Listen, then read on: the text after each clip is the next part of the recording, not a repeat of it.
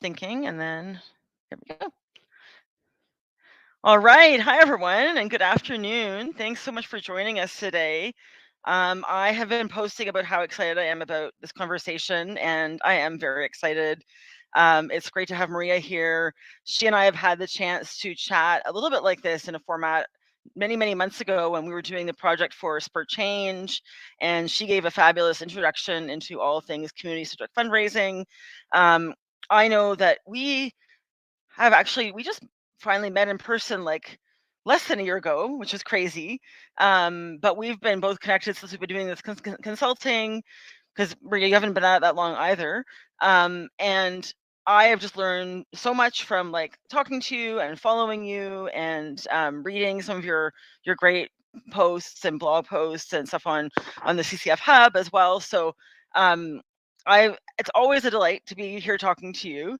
And I am really interested actually in kind of mulling through the topic that we're going to be talking about today. I've been thinking about it a lot on my own because um, everything about the principles of community-centric fundraising, I mean, it really appeals to me. It makes so much sense to me as someone who's worked in the nonprofit sector for many years. I'm really excited about how it's really upending a lot of the traditional conversations around philanthropy, and around the role of the sector and charity and social change. Um, and I'm really curious about how we can make it work and apply to government relations because I don't think it's always as obvious. At the same time, I think that there is a lot of improvement that can be done in that area as well. So anyway, so I'm excited for today. Maria will introduce herself, but just, I mean, briefly, among other things, she's about to be or is now hosting a podcast and I would consider her to be a significant thought leader as well as being a fundraising guru. So over to you, Maria, to introduce yourself. Aw, such nice things you said, though. Okay, so a little bit about me. I've been fundraising for over 10 years. I like to tie in my personal story to my professional because it's part of the reason why I'm so into ethical fundraising and ethical storytelling. So I came to Canada as a refugee when I was 9 years old. I lived in a World Vision refugee shelter. I accessed other charitable services like food banks, drop ins. I got Christmas gifts from strangers. So all this stuff, like interacting with nonprofits from a service user perspective, has given me a lot to think about now that I'm in fundraising. So, as I said, I've been fundraising for 10 years and have had the opportunity to work with many different nonprofits and see how they manage their portfolios, whether that's grants or government relations or events or anything like that. And over the past, like I would say 2 to 3 years, I've been really implementing CCF as much as I can. So it looks different from one organization to the next, but community centric fundraising is something that I'm exceptionally passionate about. And I'm really excited for this conversation because government relations is something that I'm newer to. So to have your expertise and have your like thoughts and bounce off each other, I think is going to be really exciting. Awesome. Yeah, I'm excited too, and I think there's a lot of work to be done in this area. So um, maybe what we can do is start off by giving a bit of an introduction to community-centric fundraising. I think a lot of people probably have some familiarity with it, but many others do not. So if you can just give us an overview, what do we mean when we're saying community-centric fundraising? Maybe a bit about the movement, that kind of thing. Sure. So community centric fundraising is exactly what it sounds like, centering the community through fundraising. So to me, it's about re envisioning how we do what we do and why we do it in that manner. Because nonprofits, we always fall into the trap of it's always been done this way. We have to continue doing it this way. Like we can't get off the hamster wheel that we're on. Otherwise, we can't deliver programming. And community centric fundraising has 10 principles that invite us to rethink that. So there'll be a principle around economic justice and how that's tied to social justice, or valuing time as much as money. So treating volunteers and staff with the same kind of respect that you would a major donor.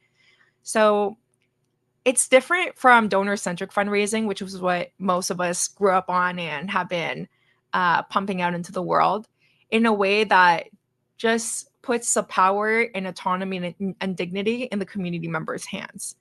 So that's how I see it. And I think based on my personal story, you could see why that's so intriguing. Because it's people with lived experience, lived knowledge of these issues that nonprofits try to address in a piecemeal manner, at the center of how we do these decisions, whether it's fundraising or HR or advocacy or program development. It's all at the heart, sorry, the community is at the heart of everything that we do. Mm. Yeah, no, Governance, you know. absolutely.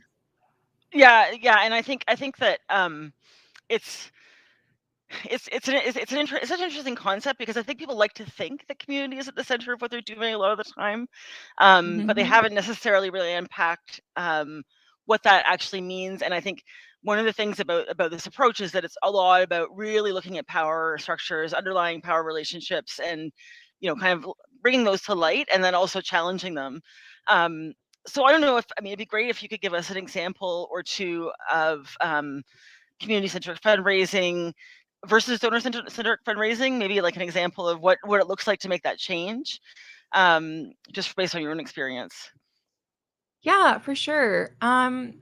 So one that I love to talk about is the way that we tell stories has been like very traditionally exploitative. So it is like, look at this poor, child that's hungry and only you can save this child and no one else is even thinking of them and like you are the hero and just putting a lot of putting the donor on a pedestal, a lot of white saviorism. Often the child would be racialized in the image Yep. or they're pictured in their most vulnerable moment, or like I've had donors who have said things like, "Oh, do you have like a black staff person to like take a picture with the check?" Right? So we have this idea of what philanthropy is and what it should look like. Um, so one of the most powerful ways that we can disrupt that is through storytelling, and that's something that fundraisers have a lot of control over. So instead of picturing this person through an appeal or a video or an image as a really like vulnerable, helpless individual, first of all, approach it from, a strengths-based model of storytelling first. Second, how would you like your child to be portrayed or yourself to be portrayed? Like, is this a dignified way to approach something? Is it okay to ask someone to like cry on camera and then share that? And it's very exploitative. Like, and I think you don't really have to. I don't know if this is an open secret or if people just honestly don't know. But it's just about making sure people are treated with dignity. How would you treat your family members going through a position like Mm, this? And that comes across through our imagery, the words that we use, um, and just how we talk about people. So instead of talking about like, oh, this person is addicted and it's their fault why they're experiencing homelessness, talk about the systemic issues that lead people into these situations, because that's one of the bigger issues with nonprofit. We focus on the piecemeal solutions rather than systemic issues. So I think that's one really low-hanging fruit way to approach CCF, just ethical, dignified storytelling. But other ways is partnering more selectively with organizations, corporates, foundations that really align with your values. So instead mm. of taking money from anyone and everyone, which, yes, there's a lot of problems with money in general. I get it. Don't worry. I definitely understand. Really trying to build a relationship that is founded on your shared values. So, if, for example, a corporate says, like, we would love to run this program with your community members in our space, but they can't look dirty, they can't look poor, they can't look addicted, Yeah. wow, that already tells me what you think people who are low income are like. And even if like all the people that we were serving were experiencing those issues, like why are you trying to like dehumanize them? Like we only want to help people if they fit into our token good. It's not like a token Totally. minority, it's like a token service user. Yeah. Like, Yeah. oh, you're Exactly. very grateful, so you are a good service user. I think we saw that in that article recently of that food bank that's pushing away international students because they are Yes. laughing while picking up food. It's like, oh, they're not grateful enough. Yeah. Yeah. That was that really interesting story. I think an example of that in terms of like these underlying expectations that we need to always be thinking about and examining, and do we even realize that they're there, maybe not, but then they continue to impact the way we make decisions and the way we tell stories, like you were saying as well, in such a profound way. And I think I wanted to pick up on what you were saying about, systemic issues and having that kind of like holistic and comprehensive understanding of like all of the different factors, like race, white supremacy, colonialism we've talked about in the past as well, and that impact on people's day-to-day living circumstances. Because one of the things that I've spent a lot of time, maybe too much, reflecting on in terms of my own work with nonprofits is, you know, what are how we fit in terms of, wanting to create change in society, wanting to change government, wanting to advocate for government, policies, that are more in line with the needs and priorities of the people that we're serving. Um, but how do we do that, and still fill the need that we fill? How do we do that and not just sort of perpetuate a system that lets charities do the work to help reach people on the margins sometimes, and then as a result, is government really being held to account? I mean, those are some of the questions that come up for me when I start thinking about this stuff. I mean, among many others, um, but I mean, I think thinking about how you how I wonder, I guess a question for me around CCF is you're doing that work of doing that analysis, and you're thinking about bringing the donors on board, who really share your values, right? Um, what do you think then about the role of nonprofits and charities in actually trying to change the structures as well that are creating those circumstances? Well, the first thing that I think about is nonprofits are maintaining the status quo by design, like the industrial Mm, complex around nonprofits and dirty money and all these things are always things that we have to consider. But when it comes to policy and changing the system, I think we play a really important role because we have direct access to people who are facing systemic issues or the symptoms of systemic issues. So connecting to community members and asking them. I did this at a past organization and I love the result of it. But we gave them 20 different public policy priorities that we thought maybe this is important to you. I don't know. Like maybe let's see, right? And we asked them to rank which ones were the most important out of 20. The top three were affordable housing, increased social assistance rates, and free or OHIP paid dental care. mm, So now we have 200 responses from people who speak different languages who are accessing our services on a weekly, monthly, or daily. They also mark um, that we can take to our representatives. So that was something that we did because we know that some of our local representatives, they want to make sure that things are better for their constituents. So that's a mm, good start. Let's talk to your direct person. Um, and then we actually also started opening up the conversation to different counselors across the city. So, mm. hey, we have this information. What do I do now? Yeah. Right? So, like, trying to understand a little bit more of how to push forward those policy priorities and how to actually make the systemic change that would make the biggest impact on our community was difficult because it was something that I was doing off the side of my desk. Mm, And I feel like it's something that many nonprofits are forced to do off the side of their desk. So, again, by design, you're not being able to allocate your full resources into this most impactful strategy. mm, And then the other part of your question, like how can we, do that policy work, do that systemic change, but also deliver on our day-to-day programming? mhm. I always get stuck on that one, honestly, because I don't know. It's like, sorry, everyone, but like, do we have to deliver on that programming? If we don't, like, does that mean that government would step in? How long would that take? Or would people, like the community, get fed up enough that they take it to government? Right? So either one Yeah. way or the other. Um, but I know that as a service user, like you're kind of in a really, really impossible situation when a service stops being delivered. Yeah. So now you have to go to, a further service, or maybe you just don't have that medication anymore, or whatever it is. And that's something that I know none of us would want. And I know that we're not seeing government step in to the level that they could and should. But by us continuing to provide these services, we are continuing to supplement work that should be done by the government and be a crutch for that. And so are our donors. And they're also noticing that as well. They're saying, Hmm. like, okay, well, if I give you money, yes, we're able to do this today, but long term, like this will be an issue that continues year after year after year. So how do we actually like start having those conversations with our donors, with each other, with our boards? And then how do we actually try to affect systemic change through policy work? So I think that is an amazing opportunity for government relations and CCF to Hmm. come together, Hmm. because we have direct access to these service users, these community members that government often doesn't, that board members often don't, right? So we can actually bring that information based on data and knowing our community and advocate effectively. Yeah, no, absolutely. I think that's a great thought in terms of how these two different areas can really work together.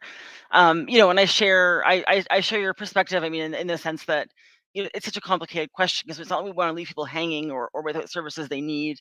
Um, and I think that there are times when the sector is better placed maybe to react more efficiently or more innovatively or respond differently than government can in a lot of cases. Um, but yeah, but at the same time, exactly, we always want to be going back and challenging. I mean, it's a yeah, a lifelong conversation in some ways. But I love that example that you shared in terms of the way that you engage with community members around advocacy issues as well. And I like that too because I think there's a real tendency in the government relations world, in public policy and public affairs. I'm going to call out my profession and sector, and um, I think there's a real tendency to kind of make it seem as though you have to be well educated or have this particular background in order to access, in order to engage with government, in order to advocate, in order to be effective. There's these perceptions around what it means to be seen as professional or technically knowledgeable, and a lot of those perceptions are really, built on a lot of problematic assumptions and, a lot of underlying power structures that are we really want to be challenging, right? And so I think, part of that is there's been this tendency to say, well, among the nonprofit sector to say, well, this isn't something that everybody can do, or we don't always have the resources to get involved. Like you were saying, it's off the side of my desk. I mean, and that's often the case for many people. Um, but I think that's also not an excuse to not engage in that space, first of all. And I think also there's a lot to do to challenge the way that people think of government relations and public policy.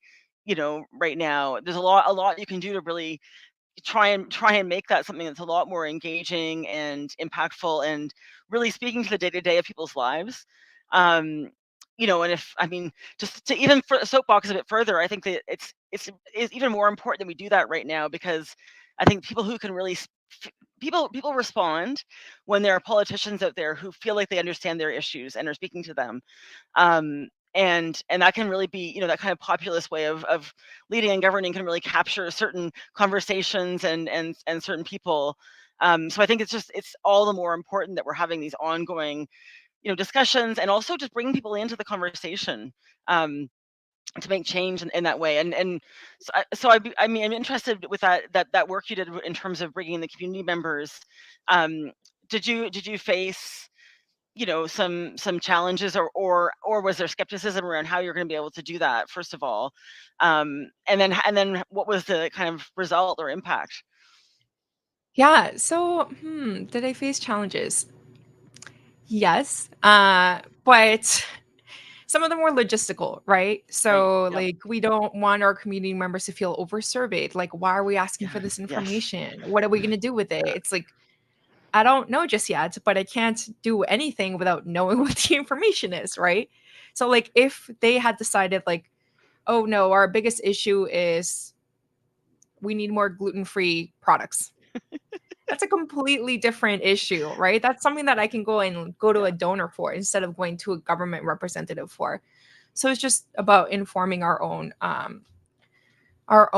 priorities. But something that I wanted to add as well is because I was thinking about it as you were talking, Yeah. Yeah. Yeah. how bigger organizations also could have an amazing, huge role to play in this, right? So Maybe you're part of a network and you could bring that knowledge up to your umbrella organization or anything like that, because bigger one percenter organizations have Mm, direct access to some of these huge politicians. So, totally. for example, I don't know if you heard that Canada Land episode on food banks.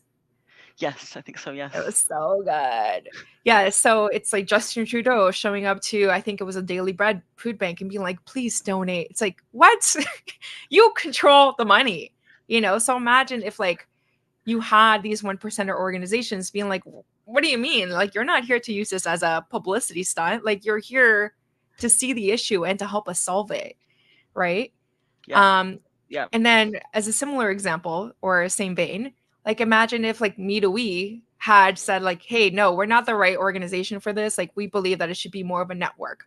Yeah. So let's Yeah. allocate these resources across all these different organizations instead of into this one percenter well-funded organization. So I think that also gives us as a sector the opportunity to kind of dismantle some of the issues that we have as a sector. Hmm. So, hey, like we Hmm. actually as a sector are paying our staff horribly. And if Hmm. government was running these programs, they would have, you know, benefits and pensions and all the cushy stuff that, you know, that comes with that. Totally. So imagine if you had like these big organizations who have direct access or even have like full government relations departments, just say like, That's a hey, good point. maybe we should do things a little differently. Like maybe we should allocate more money to salaries. It's a small change that they could really easily do. Yeah. No, I think that's a great example. I mean, there's so much you could do, right? Yeah. Yeah, that's it. Yeah. No, and I think you're right, is that we should really be pushing and challenging some of these bigger organizations who have that access, to share resources. And I think that's one of the things about community-centered fundraising when I've been reading about it and learning about it that I find really intriguing. Maybe as somebody who's just naturally very competitive, I think that's been my personality since childhood.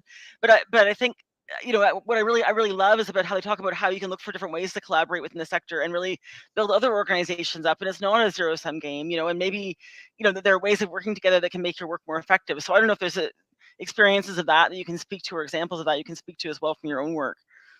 Oh yeah, absolutely. There's so many. I've had such lovely people come into my life through community centric fundraising, honestly. So one example is while I was working at the Stop Community Food Center, me and my team would meet with the food share fundraising team, right? Because Hmm, we're like, okay, amazing. you were kind of in the similar space, not exactly, but you know, kind of like, and I know that you have a very like equity focused leader. So maybe you're already implementing CCF. They were fantastic. Next step, we started setting up monthly chats with them to discuss each principle in depth. So the whole team and their whole team would come together on a Zoom call and say, like, okay, how are we doing this principle really well or really poorly? And how are you doing it really well or really poorly? And even though we were similar organizations, we had different challenges that would mean that this principle would not be fully applied, for example. So, for example, the SOP was in the process of unionizing, and one of the principles, the way that you can implement it is by providing more professional development funds to racialized fundraisers, Hmm. which in a union environment, you cannot do that. Yeah. Absolutely not. So having that opportunity to chat with them and hear what they were doing well versus what we were doing well and learn from each other was huge. But also, let's talk a little bit about money because as a Hmm. fundraiser, you know, we're always focused on cash. There's like an unlimited amount of money out there. It doesn't need to be a competition. Actually, like I found that Yeah. if you are open to a donor asking like what other organizations do similar work that I should donate to, Hmm. Hmm. they'll come back to you again and ask you these questions about their philanthropic journey. Hmm. So that has been really great. And instead of them taking their, you know, $7,000 somewhere else, they still continue to give to you. And in fact, I've actually seen them increase their giving. Um, but those are more anecdotal pieces because I haven't talked to many donors about donating elsewhere, but Hmm. we've included it in like our Giving Tuesday appeals, all that kind of stuff. Like here are other organizations now that we've met our match. Because as I said, it was like amazing Giving Tuesday at that organization, but other ones might struggle. So here are some other places that you can give that would be helpful. So that partnership, that community, that lack of competition, abundance mindset, I don't know. Mm, It always comes mm. back twofold, right? You get what you put out into the world. Which is amazing, right? And I think that's such a powerful message. It's something I've observed. I mean, unfortunately, I think sometimes the way the government structures funding, not always, but I think I've seen this in the past where you'll have governments say, well, we would love for you guys to work together, collaborate. You know, we really like it when organizations that are like-minded or, you know, share expertise can come together and increase their impact. Um, but at the same time, I think, you know, they're also certainly in some sectors really setting up these situations where you have 500 organizations applying for funding that only 30 are going to get or whatever. And you know, it's a very kind of mixed message that's being sent right around. We want you to collaborate, but we only have enough money to give to the, sort of the top 10 or 20 organizations. So what does that collaboration actually look like? And I think, I mean, I'm painting a very black and white picture, and obviously there are nuances within that as well. Um, but yeah, but I think it's a really powerful approach, to really challenge ourselves within the sector to think, right, but I could be getting so much more out of this if I was actually collaborating. And that example you're sharing is such a great one in terms of, you know, two organizations that have a pretty similar mission, probably, you know, maybe, you know, perceived to have a similar funding base, donor base, and yet you're really opening up with each other and learning from each other, in a very transparent and collaborative way, and not in a way that's focused on, you know, well, how can we, you know, better achieve our fundraising outcomes, but more in terms of how can we do our work more effectively and really lean into these principles. So I think that's such a cool example. Um, One of the things that I think, you know, people, struggle with, or you know, I think is part of the tension that I think we've been highlighting a lot during this conversation, right? That there's sort of this tension between, you know, we know that the nonprofit and charitable sector has a role to play, yet we also want to hold government to account, you know. Um, and I mean, I think one of the other aspects of that is that there's often a lot of confusion and concern and maybe, you know, and fear, I think, among organizations about whether or not they should engage in advocacy, how they should engage in advocacy, are they following the rules around advocacy? Um, and I think certainly I've seen this, you know, in my own experience on the part of many boards and many other, you know, sort of senior level leaders. They can be really afraid to just we wouldn't want to just accidentally, you know, step on someone's toes or tread into that territory, or, you know, bite the hand that feeds us, as they say as well. Um, and I think that's kind of an unfortunate consequence sometimes of sectors that are really dependent on government funding, because of course, you know, as much as we're talking about shaping this relationship with donors and really trying to select donors who share your values, sometimes when you're dependent on government funding, you don't have the luxury necessarily of, you know, quote unquote luxury. Not that it's a luxury, but you don't necessarily have the freedom to choose between different governments, because you may have only one government that's funding your work. That being said, though, I think that there's still a lot you can do within those situations, to really challenge governments, even when you have a strong partnership. And in some ways, it's even easier when you do have a strong partnership, because I think they're more willing to listen to you. And I think, you know, one of the things as well that you highlighted also is, I mean, I think government so often really struggles to know how to connect with, their constituents, is to connect with, you know, people living in communities and get their perspectives. And that's something that a lot of organizations who have that kind of credibility in community relationships can really bring to the table, you know. Um, so I don't know if there's a question in that, or if I'm just making my going on my own No, soapbox no. again, but No, yeah. I actually have learned a lot about government relations the past like 3 years. Once I started like understanding like, oh, CCF and how could things like imagining how could things work. So I know exactly what you're talking about. I think the sector just lacks like a huge amount of knowledge when it hmm, comes to advocacy and lobbying, anything like that. I'm actually going to have two guests coming onto my podcast relatively soon. One of them is in nonprofit, and uh, she like her job is advocacy, like amazing. exclusively. That's her only job. Like she relates to government, she goes and speaks at council X, Y, and Z. And she herself seemed not to be aware of like how unique her skill set is in the Hmm, sector because like hmm, she's always worked in an advocacy forward organization. I'm like, this is, whew, I love this. And my other guest, he's actually a professional lobbyist. Oh, So he cool. works for companies and, Yep. different organizations to actually lobby on their behalf. So it's like, what can the nonprofit sector apply from that? Like, do Mhm. I need to apply to be a lobbyist? Do I need to, be scared to talk to this person because they are running for this party? Like, what are the rules behind that? I think nonprofits get really stuck on. They Yeah. don't have the knowledge, which means like I don't want to move forward if it means like my charitable status is going to get taken away. That's still the thought, even though that's like a 10-year-old thought and it's not happening. Yeah. But I think that Yeah. like building knowledge is really important.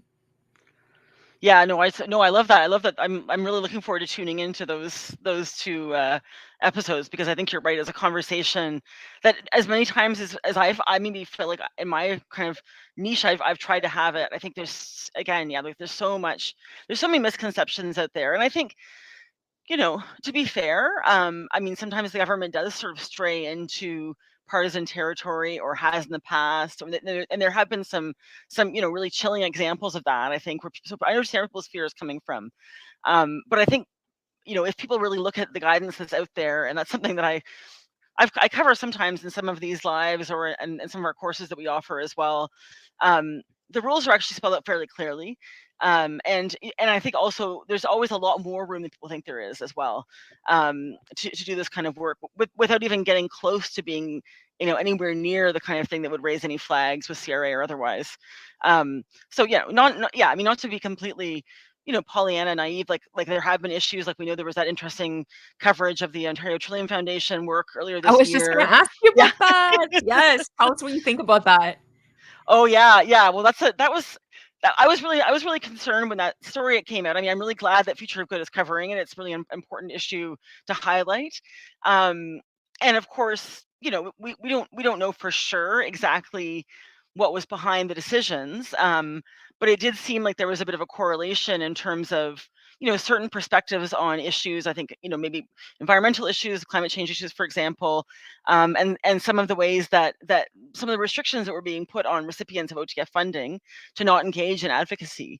And you know, rightly or wrongly, I mean, I think part of the problem is that the perception is so strong already that there's a big risk in getting involved in advocacy, that anything that happens that reinforces that is really troubling. I mean, and there was another case earlier this year of Vancouver, where the Vancouver City Council, there was a city councilor who stood up and said, "Well, I think that these organizations that are receiving money from Vancouver City Council shouldn't be criticizing us at the same time."